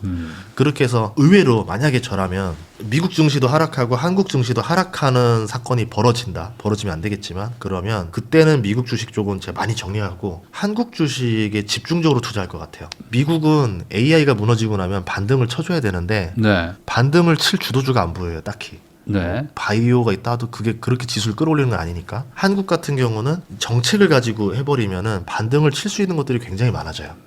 그래서 오히려 좀 반등이 한국 증시가 내년에 더 빠르지 않을까라고 생각하고 있습니다. 그럼 뭐 정책 수혜주가 되겠네요. 뭐 반도체나 이런 실적 좋은 것들 말고. 자산주, 가치주, 네. 예, 아니면 이제 경기 방어주, 식품주 뭐 이런 것들이 되겠죠. 예. 그런 것들 중에서 뭐 하나 좀 뭐 섹터라든지 아니면 뭐 종목 같은 것들 좀 굳이 하나 네. 설명을 한다면 뭐가 있을까요? 이런 게 좋아요. 그러니까 축구로 치면은 수비수인데 공격 가담할 수 있는 주식들. 네. 대표적으로 내수주인 줄 알았는데 수출이 가능하네 것들이 있습니다. 대표적으로 옛날에 삼양 불닭볶음면, 네. 삼양식품 같은 경우도 국내에서나 유통되는 식품회사인 줄 알았는데 해외에서 난리가 났던 거죠. 그럼 대표적으로 올리브영 같은 경우도 국내에서는 왕이죠. 네. 저번에 데이터를 보니까 750만 명이 1월부터 5월에 한국에 방문했는데 그중에 595만 명이 올리브영에서 물건을 사갔더라고요. 네. 아우 진짜 사람들 엄청 많아요. 외국인들. 네. 그래서 이게 외국인들 입장에서는 지금 올리브영이 성심당이 됐어요. 그래서 이게 만약에 네. 한국 오면 뭐 당연히 들려야 돼요. 네, 그러면 성심당은 해외로 나간 적이 없지만 다른 지역 나간 적이 없지만 올리브영은 지금 LA로 나갈 거거든요. 네. LA의 지점이 아마 조만간 오픈을 할 겁니다. 그러면 줄을 엄청나게 서겠죠. 그러니까 그러겠죠. 저 LA에 세운 이유가 뭐냐면 LA에 한국인이 많아요. 네. 그래서 한국인들이 드디어 원했던 올리브영 줄 서는 게 미국에서 보도가 될 거고 뭐 뉴욕 어디가 되면서 전 네. 세계 관광객들이나 이런 사람들이 올리브영을 꼭 가야 되는 곳이 되면서 아마 새로운 센세이션을 일으킬 것 같아요. 그렇게 되면 기존의 화장품 회사들이 되게 힘들어했던 게 뭐냐면 예전에는 틱톡, 미국 틱톡이라던가 뭐 이런 광고를 태워서 10대들한테 좀 약간 어필해가지고 하는 게 가성비가 좋은 마케팅 수단이었는데 너무 많이 알려지다 보니까 광고 단가가 너무 많이 올라갔어요. 네. 그러니까 옛날처럼 그렇게 광고비 태워서 상품 매출 일으키는 가성비가 안 맞아집니다. 미국 틱톡 말고 새로운 어떤 마케팅 수단이 필요한데 올리브영이라는 오프라인 몰이 미국 전역으로 들어가면서 거기서 마케팅을 펼쳐주는 거죠. 그럼 올리브영 안에만 입점하면은 화장품 회사는 어느 정도 매출이 보장되는 이런 형태로 되면서 얘네들이 아마존에도 들어가고 하면서 또 새로운 성공 모델들이 나오는 신생 화장품 회사들을 잘 볼 필요가 있을 것 같아요. 네. 근데 이제 문제는 뭐냐면 이런 것들을 주식시장에 상장이 안 돼 있으니까 네. 우리가 살 때는 이미 벌써 많이 완숙해진 애들밖에 못 산다라는 게 단점인 거죠. 그러면은 이런 기업에 개인들은 투자하기 어려울 것 같고 네. 그냥 올리브영에 투자하는 게 제일 낫지 않겠나라 보는 거죠. 아니면은 뭐 화장품을 만들어주는 화장품 제조업체 이런 것들도 괜찮지 않을까요? 괜찮죠. 네. 예, 그만큼 늘어나니까. 그럼 전반적으로 화장품 쪽이 좋아질 것이다 내년에. 예, 왜냐하면 경기랑은 상관이 없어요. 뭐 AI랑도 상관이 없고 실제로 화장품은 침체에도 잘 팔렸었고 또 하나가 이제 한한령 해제입니다. 그 돌아가는 분위기를 보면은 중국에서 좀 활동했던 연예인들이 갑자기 서서히 한국에 소식을 알리기 시작한다던가, 네. 예, 뭐 서서히 중국 쪽으로 한다던가 해서 중국 콘서트가 열리고 한국 드라마가 이제 중국이랑 동시 상영을 한다던가 뭐 이런 분위기들이 열릴 것 같아 보여요. 그러면 이제 한한령 해제라는 원래 한한령이라는 게 공식 문서가 없어요. 네. 어느 날 갑자기 자연스럽게 누가 콘서트 한번 하면 네. 아 해제됐구나 이게 신호거든요. 네. 그럼 아까 말씀하신 대로 화장품이 이제는 미국에서만 팔리는 게 아니라 중국 시장까지 또 들어가는 거죠. 그러면 우리가 예상했던 건 미국에 대한 선반영이었는데 중국 선반영을 생각 못했던 게 터지면서 말씀하신 대로 뭐 화장품 제조회사들이 OEM들이 막 대박이 난다던가 네. 그렇게 갈 수도 있겠죠. 엔터들이 대박 날 수도 있고요. 그러니까 뭐 기본적으로 한한령 얘기가 나오면 바로 엔터부터 떠오르기는 하는데 예. 뭐 예를 들어 BTS 지금 이제 준비하고 있는데 예. 뭐 하이브 같은 것들 이런 것들도 좋을까요? 어떻게 보세요? 좋죠. 근데 확실히 그러니까 그 대형주들은 네. 성공 확률이 높아요. 뭐 한한령 해제 수혜가 될 확률이 굉장히 높죠. 대신에 네. 문제는 뭐냐면 주가들이 이미 좀 많이 오른 어느 정도 상태였던 좀 거고 올라 있고. 이제 그거를 좀 이제 약간 하자면은 우리 뭐 약간 우리 또 큰 수익률 좋아하시는 분들은 네. 작은 기획사 얘가 뜰지 안 뜰지 모르겠어요. 근데 얘가 중국에서 뜨면 대박 나요. 근데 이런 좀 리스크 있는 것들 예를 들어서 예전에 한참 유행했던 게 그 GD 관련주 막 이런 네. 거 예, 그런 것들 이런 거 이제 로또거든요. 근데 대한민국 투자자들 보니까 확실하고 안전한 것보다는 조금 그런 것들 좋아하죠. 불확실하고 좀 크게 먹는 거 좋아하시더라고요. 그냥 이 업종 ETF 뭐 이런 거 사면 되지 않을까 싶기도 하고. 그렇죠. 엔터 ETF 사도 되고요. 네. 예. 그런 것들도 나쁘진 않을까요? 괜찮을까요? 대신 사람들 ETF 되게 좋아하시긴 하는데 네. 대중은 둘로 갈리는 것 같아요. 안전지향적인 ETF 선호하는 사람은 이쪽만 가시고 그거 가지고 어느 세월에 10배 벌어 이러면서 이제 작은 거 좋아하시는 분들 후자 가신 분들은 이제 살아 돌아오지를 못하셔가지고 항상 한번 갔다가 안 오시니까 가기만 하시더라고요. 그러면 이제 화장품이나 뭐 엔터주도 괜찮을 것 같다. 그러면서 가는 게 이제 캐대언처럼 네. 한국 식품을 대놓고 PPL에 넣기 시작했어요. 넷플릭스에. 네. 그래서 저는 식품주도 굉장히 좋게 봅니다. 식품주는 PER이 지금 7배밖에 안 되는 것도 많아요. 네. 10배, 7배. 거기에 배당 수익률이 3%가 넘어요. 그런데 지금 캐대언부터 시작해서 미국에서 판매가 불티나게 나기 시작했어요. 성장성 붙었고 해외 수출 붙었고 인기 끄는 제품이 생겼고 퍼났고 배당 좋고. 그럼 이게 정책 수혜주도 될 수도 있겠네요. 다 되는 거죠. 네.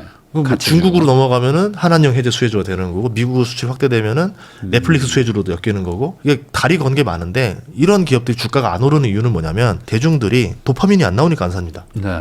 오르고 난 다음에 살까? 아마 식품주 2배 올랐어요. 그러면 그때 사러 들어올 거예요. 근데 먼저 사는 거를 안 좋아하더라고요. 네.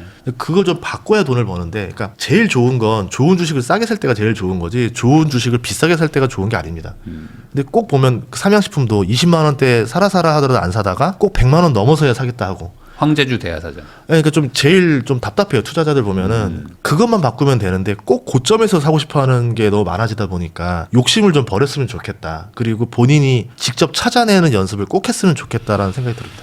그럼 반대로 요즘에 가장 뭐 이슈는 뭐 삼성전자랑 뭐 하이닉스 같은 반도체 관련주들이 좋았잖아요. 네네. 지금도 다시 또 약간 좀 반등도 하고 있고 여기에 굳이 신규로 들어가는 거는 조금 조심해야 될까요? 어떻게 보세요? 많이 올랐잖아요. 그러니까 저도 오른 게 더 올라갈 가능성이 있어요. 주도주들이 밀고 올라가면 쭉쭉 올라가니까 ETF 이후로 일반적인 사람들이 이거 좀 너무 비싼데요. 뭐 특히 말하자면 제가 좀 비싼데요라고 하면은 시작할 때부터는 거기 좀 더 가더라고요.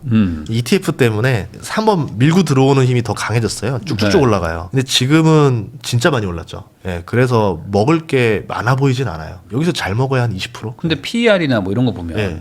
낮긴 낮잖아요. 아직 그쵸, 뭐 그쵸, 높은 그쵸. 건 아니잖아요. 예. 예. 근데 예를 들어 HBM 가격이 떨어진다던가 메모리 가격이 떨어진다던가 예를 들어서 DRAM 가격이 지금 엄청나게 올랐는데 네. DRAM 가격이 저렇게 올라가는 게 이해가 안 가긴 합니다. 단순히 수요가 늘었다고 해서 저렇게 가격이 올라갈 수는 없거든요. 그래서 어떤 미국 뉴스에서 뭐가 나왔냐면 DRAM 사재기 의혹도 좀 있어요. 네.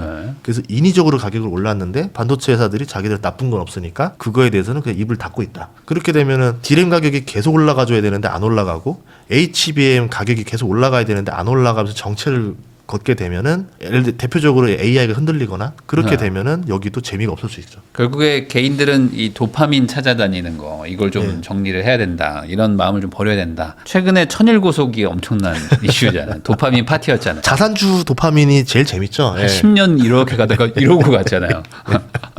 고속터미널 개발한다고. 그래서 이제 전 주식 투자자가 부동산 개발업자가 될 것 같아요. 이제 또 장부상 뭐 없나 이런 거 뒤질고 있는 다 건가요? 계산해봐야 돼요. 네. 시세랑도 비교도 해봐야 되고 네. 이거 부지 건설하면 건설비 얼마 들어가야 되지? 추산해야 되는데 네. 저는 부지까지 계산하겠는데 건설비 계산이 안 되는 거예요. 저는 할 수 있을 것 같기도 한데. 근데 그거 어떻게 종목만 좀 알려주시면. 이제 주식도 잘하는 시대가 열린 겁니까? 근데 이런 거를 찾는다는 게 이게 쉬운 일은 아니거든요. 이게 어쨌든 정책과 여러 가지 뭐 합산돼야 되는 거니까. 저 PBR 정책이 나올 것 같아요. 내년에 정부에서. 실제로 1.0 이하면 네. 뭐 퇴출시킨다든지 뭐 이런 것들을 할 확률도 있을까요, 좀? 퇴출까지는 아니고 뭔가 아마 좀 그래도 파지티브하게 나오지 않을까 싶어요. 이렇게 했을 때 뭐 좀 더 혜택을 주겠다 이런 식으로 갈 것 같은데 저 PBR 법안에서 세부적인 법안들을 잘 봐야 될 것 같아요. 이게 뭐가 있냐면 우리나라 그 PBR의 문제는 50년 전에 500억에 산 땅이 네. 지금도 장부에 500억으로 기록이 돼 있습니다. 그렇죠. 토지는 감가상각이 안 되기 때문에 그런데 일부러 재평가를 하지 않는 이상 매입가로 그냥 써버리는 경우도 많아요. 네. 그래서 나중에 알아봤더니 500억짜리 땅이 아니라 5천억짜리 땅이었던 거죠. 기업의 시가총액은 500억이었는데 땅만 5천억이다. 그럼 네. 당연히 주가 10배 올라야 된다 생각했는데 그동안은 그런 것들이 재미없었던 이유가 오너가 개발할 의지가 없으면은 결국은 현찰이 아니거든요. 네. 나 그냥 한 3대 4대까지 물려줄 거야. 이거 안 팔 거야라고 하는 순간 다시 또 주가는 떨어집니다. 네. 그랬는데 이번에 나오는 그 저 PBR 법안이 나중에 나오게 되면 그것까지 조금 터치하는 영역이 들어가지 않겠는가. 장부 가치를 한번 업데이트 한번 해라. 시세로 다 정해. 네. 그러면 10년에 한 번씩. 뭐 그러면 그러든지. 갑자기 500억짜리 땅 5천억 땅이 됐어요. 네. 이 기업은 PBR이 0.1배로 떨어져요. 네. 그럼 주가를 10배 올려야 돼요. 그러면 주가를 10배 올려야 되면서 PBR은 떨어지니까 투자자 입장에서 잭팟이 나는 것들이 많아지는 거죠. 네. 그런 쪽도 한번 해볼 만하다. 근데 그거 맞출 수 있을까요? 현실적으로 어떻게 보세요? 너무 어려운 거 아니에요? 근데 그런 주식들은 이미 벌써 올랐어요. 지금 증권사들 올라가고 있어요. 리포트에 다 나옵니다. 그러니까 리스트는 다 줘요. 그리고 오너가 개발할 의지가 있어야지만 올랐었어요. 천일국서서 아까 말씀하신 대로 네. 맞추기가 너무 어려웠어요. 근데 법안이 나와서 강제로 하면. 무조건 시세대로 PBR 맞춰 이래버리면 네. 이 기업들은 어쩔 수 없이 맞추기 위해서 뭔가 해야 되겠죠. 예, 그렇게 되면서 이제 주가가 올라가는 게 가능성이 훨씬 높아지겠죠. 이제는. 예. 자사주 소각은 어쨌든 지금 예정돼 있다고 봐도 되는 건가요? 계속 이제 하는데 이제 좀 약간 분산해서 법안을 통과시키는 느낌이 나더라고요. 왜냐하면 그 여야 합의가 있어야 되다 보니까 네. 한번 설득하고 우선 이거 먼저 한번 해봅시다. 또 다음번에 이거 한번 해봅시다 해서 좀 흐름은 우리 마음보다 느리지만 그래도 기대감이 계속 남아있는 거죠. 네, 그래서 자사주 소각도 내년에 나오지 않을까 계산해봐요. 그리고 자사주 많이 가지고 있는 증권사라든지 뭐 이런 것들이 한번 탁 튀어 올랐었는데 내년도에도 한번 좀 그런 걸 기대를 해볼 수는 있을 것이다. 자사주 소각이 나오면서 저는 그런 회사들을 잘 보면 좋을 것 같아요. 사모펀드들이 예사롭지 않습니다. 옛날과 네. 다르게 고려 아연 사태 때 신호탄이었는데 오너와 사모펀드의 대결이 벌어졌죠. 마치 훈구파와 살인파의 싸움처럼. 네. 결국은 훈구파가 졌죠. 예, 그것처럼 오너들의 힘이 옛날 같지 않아요. 저 상속세 나가고 이러다 보니까 힘은 나날이 떨어지고 지분율은 나날이 줄어들고 있고 사모펀드들은 자금력이 나날이 빵빵해지고 있고 이제 돈 대 돈으로 싸우면은 사모펀드가 오너를 이기는 사태가 벌어지는 상황이 나오게 됩니다. 그래서 만만한 기업들 네. 지배구조가 애매한다던가 자사주로 장난을 친다던가 그리고 소액주주들이 사모펀드 편을 들어줄 수 있을 만큼 오너가 인기가 없다던가 이런 네. 기업들은 아예 주인을 뺏길 수도 있어요. 네. 그럼 예를 들어 자산을 1조 가지고 있는 회사가 시총이 500억인데 네. 사모펀드가 들어와서 500억으로 얘를 뺏어버리면 얘는 9,500억 파티가 열리는 거예요. 대박 나는 거죠. 그러면 억울하잖아요. 안 네. 뺏기려면 뭐 해야 되냐면 그럼 차라리 가지고 있는 자산만큼이라도 주가를 올려놔야 돼요. 네. 제 가치를 안 맞추면 오너가 뺏겼을 때 너무 억울한 일이 벌어지니까 아마 이제 그런 게 많아지면서 옛날처럼 그렇게 저PBR 저퍼로 냅두기 쉽지 않을 것 같아요. 지금 사모펀드들이 호시탐탐 노리고 있습니다. 계속. 그러니까 적대적 M&A를 막으려면 주가를 올리는 게 어쨌든 가장 중요한 거니까 그런 일들이 우리나라에서도 이제 일어난다. 지금도 계속 나오고 있잖아요. 공개 매수하면 싸우고 있잖아요. 네. 그러면서 주가가 계속 올라갑니다. 그러면서 이게 기업이 할인됐던 가치가 제 가치까지 계속 올라오거든요. 예, 그런 게 아마 내년에 꽤 많이 보지 않을까 싶어요. 예. 한국 주식에 전반적인 기회가 있다 이런 식으로 얘기를 정리해도 될까요? 뭐 내년에 미국 쪽도 뭐 나쁘진 않겠지만. 예, 그래서 한국 주식이 오히려 내년에는 미국 주식보다 매력 포인트가 훨씬 더 많이 있어서, 그러니까 AI라는 계급장 떼고 보면은 한국이 훨씬 더 나은 선택이 될 수 있다라 보는 거죠. 그냥 그러면 한국 지수 투자하면 되는 거 아니에요? 근데 지금은 좀 비싸요. 지금도 비싸요? 지금은 비싸요. 그러니까 AI 계급장 떼면 코스피가 3,300까지 내려갈 수도 있잖아요. 하긴 삼성전자랑 하이닉스 빠지면 뭐 답이 없죠. 예, 그런 다음에 다시 올라갈 때 그때는 한국 주식 반등세가 훨씬 더 셀 거라 보는 거죠. 인버스 갈까요? 아, 곱버스 갈까요? 곱버스. 야, 그렇죠. 호라림 짝인데요, 지금. 어쨌든 한 번에 뭔가 조정이 올 수도 있는 뭔가 그런 좀 위태위태함은 뭐 지금 아까 말한 엔화라든지 뭐 이런 거에서도 있으니까 좀 조심해서 한 번 뭔가 꺾이면 그때는 좀 들어갈 그때는 공포를 갖지 마라. 예. 네, 그렇게 정리할 수 있을 것 같습니다. 그러면 이제 코인 쪽도 가지고 있는 분들도 있고 저도 좀 이제 비트코인을 가지고 있는데 많이 빠졌거든요. 많이 빠졌어요. 그래가지고 이제 시즌 끝났다, 뭐 시즌 끝났다는 얘기도 하지 마라, 뭐 이러고 있는데 어떻게 보세요? 그냥 개인적으로 지금 유동성과의 관련성. 유동성 때문에 그렇죠. 예, 코인이 올랐던 거는 유동성이랑 이제 트럼프로 인한 음지에서 양지하로 넘어가면서 수요가 더 많이 늘었다. 이 두 가지로 늘었어요. 근데 두 가지 수요가 내년에 그렇게 기대가 없습니다. 그러니까 첫 번째 유동성이 빠지고 있으니까 당연히 코인뿐만 아니라 지금 주식에서도 약간 기술주들이 많이 빠지고 있어요. 네. 그거고 두 번째는 트럼프가 지금 올해 정말 많은 코인에 대한 혜택들을 넣었는데 내년에 그게 더 늘어날 만한 거가 없죠. 그러니까 카드를 남겨놔야 되는데 카드를 많이 써버렸죠. 네. 그럼 비트코인이나 코인 시장에서 더 뭐가 나올 수 있느냐? 지금 아무도 보지 못하고 있어요. 그러니까 기대감이 빠져 있죠. 그런데 자꾸 누가 코인 파는 사람들이 늘어나요. 유명한 인플루언서들이 지금 코인을 조금씩 팝니다. 그러니까 당연히 지금은 뭔가 상승에 대한 것보다는 하락에 대한 우려를 하는 사람이 더 많아진 거고 가격이 계속 내려가는 거죠. 네. 그럼 가격이 오르려면은 이 사람들한테 꿈과 희망을 줘야 되는데 그럴 호재들이 지금은 딱히 보이진 않는다. 이렇게 볼 수 있을 것 같아요. 그러면 호재가 없다는 얘기는 반대로 얘기하면은 이제 악재만 있을 수도 있는 거잖아요. 악재에는 민감하게 반응하죠. 네. 예. 근데 그러면 지금보다 뭐 더 안 좋아질 말까? 코인에 대해서 특별한 악재가 더 생긴다 이런 거는 없는 건가요? 그냥 단순히 유동성이 말라가고 있다 정도? 엔캐리 그러니까 유동성이 건드리는 뉴스들마다 뭐 엔캐리 얘기 나와도 이제 코인한테 악재가 되는 거고 AI 얘기 나와도 코인한테 악재가 되는 금리가 거고. 내려도 빠져요. 예, 그러니까 지금 뭐 코인 입장에서는 뭔가 코인을 위한 호재들이 나와줘야 되는데 네. 생각보다는 안 보여요. 지금은 그런 거 없다. 예. 그리고 알트코인들이 뭘 해줘야 돼요. 그러니까 만약에 해주려면 네. 알트코인들이 뭔가 좀 실생활에다 연동이 되면서 실제로 코인이 돈이 되고 활용처가 되고 필요해서 수요가 되고 성공 사례들이 모델이 나오면 이제 알트코인의 재발견이라는 단어가 나오겠죠. 네. 그러면서 이제 또 괜찮은 코인들 가격이 막 오르면서 그러니까 이제 비트코인에 의존하지 말고 새로운 시장을 가야 되는데 그동안은 너무 비트코인과 스테이블 코인에 많이 의존했었고 이제 다음번에 좀 알트코인 좀 해줘야 되지 않나 생각합니다. 금 쪽은 그러면 결국에 이런 네. 유동성이 좀 말라가고 하더라도 결국에 이 불안감을 또 이제 먹고 가격이 또 올라갈 수도 있는 거니까 금 쪽은 또 괜찮을 수도 있는 건가요? 투기 수요가 붙었어요. 그러니까 이제 금이 뭐 중앙은행들이 많이 산다라 하는데 네. 중앙은행들이 사는 거는 매년 1%씩 더 사는 겁니다. 그러니까 네. 그 수요가 크지가 않아요 생각보다.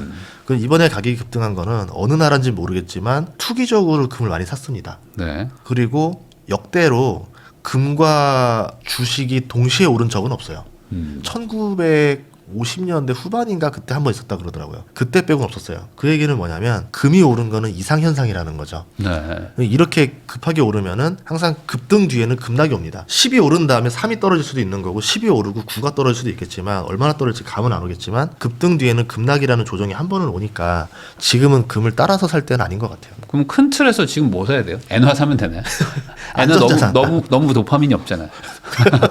엔화는 한창 도파민이 많을 때는 한 번씩 힐링도 하고 제주도 가서 저기 네. 올레길도 한번 걷고 하는 것처럼 네. 주식도 마찬가지예요. 엔화 정도. 지금 주식 시장에 올레길이 좀 필요합니다. 예. 좀 쉬어가야 되는 타이밍이다. 지금은 좀 쉬고 그리고 이제 내년 돼서 다시 시작하자. 이 정도. 예. 내년을 보면서 오히려 이제 그때 대표적으로 닷컴버블 꺼지고 나서요. 네. 어디서 도파민이 나왔냐면 롯데칠성 같은 데서 도파민이 나왔어요. 전통의 그런 거로. 예, 7만 원짜리 회사인데 이제 뭐 주류도 진출한다, 생수도 진출한다 하면서 매출 1억 달성하고 서초동 땅 개발한다 이러면서 주가가 7만 원 하던 게 2007년에 7년 만에 150만 원 가더라고요. 네. 그리고 2015년에 300만 원 가더라고요. 네. 꼭 기술주에서만 텐베가 나오는 거 아니에요. 그러니까 이제 우리가 알고 있는 뻔한 기업에서도 나오니까 네. 좀 생활 주변의 주식들을 좀 보셨으면 좋겠습니다. 네, 결국에 지금 다들 도파민에 취해서 막 그 어찌 보면 가치가 좋은 것들을 좀 내팽개치고 있는 것도 있는 것 같으니까 이럴 때 한번 좀 침착하게 따져보는 것도 좋을 것 같습니다. 지금까지 전인구 소장님 모시고 세계 경제와 자산 시장에 대해서 이야기 나눠봤는데요. 이 내용 잘 참고하셔가지고 좋은 선택하시기를 바라면서 저도 소장님하고 인사 나누도록 하겠습니다. 오늘 나와주셔서 감사드립니다. 예, 고맙습니다.